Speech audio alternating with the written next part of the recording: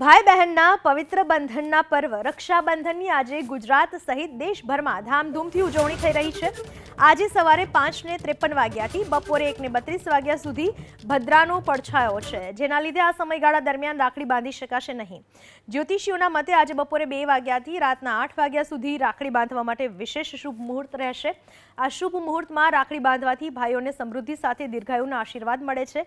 કેટલાક મુહૂર્ત ગ્રંથ ઉપરાંત વિદ્વાનોના મત મુજબ પૂનમના દિવસે ભદ્રા એટલે કે વિષ્ટિકરણની સ્થિતિને ધ્યાનમાં રાખવાનું સૂચન કરાય છે।